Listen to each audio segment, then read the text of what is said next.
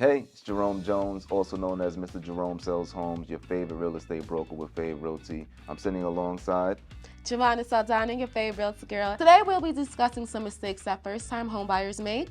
And we're also going to touch on a few ways sellers can prepare to get their home ready to sell on the market. All right, so one of the things that I noticed that first-time home buyers, some mistakes that they make in the very beginning, they feel as though they don't want to get pre-approved, right? I realize they're just like, we'll figure out how we're going to get the funds for the house once we find the house. We'll find the house first, right?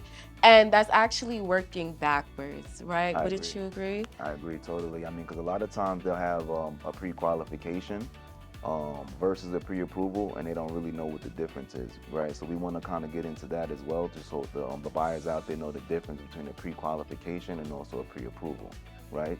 So the difference with a pre-qualification is your information and documentation hasn't really been reviewed by a loan officer or underwriting. It's just something that you verbally discuss, and they feel like based on what you said, they can produce this kind of pre-qualification. Now, a pre-approval, you've submitted documents to the loan officer, they've done a credit check, and now they have a really deep understanding on how your financial situation currently looks and how much money they can lend you in return to purchase your first home.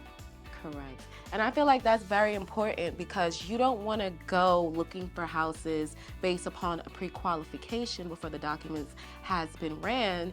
And then once you find the house, let's say you do get an accepted offer with this pre-qualification, then it comes when it's time for that loan to go into underwriting, then it might turn out that you don't qualify for that home. So you got excited and you were ready to move in. You told all your family members you got this new house, and then within like a day or two, you realize you can't get that house. And that's very disappointing, so that's why we believe in the beginning, it's a consultation, whether you're looking to buy or sell, to sit down with your real estate professional. We'll get you organized and structured in the right direction. So when we do find things that we like, if whether it's a property that we really love, we can know that we can go into it with confidence that we really can put out an offer, seal the deal, and make it happen.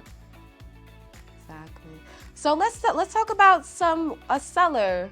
What are our sellers going through when they first want to list their home and they're thinking of listing their home? Right, so I think even more importantly with sellers, what happens is, even like myself, right, we have all of these third-party websites, so it allows us to pop our address into it and it populates what they believe that the value of our house is worth, right? So like Zillow, they have a Zestimate, right? So if a seller, they normally will go put their address in Zillow and believe that the Zestimate that Zillow produces is the actual value, and then when they want to sell their property, that's all of the homework that they've done. Where if they bring in a real estate professional, we're using real qualified systems, including the MLS and including other third-party websites that we pay for, that's going to give us the information that we need, right? Because what we don't need,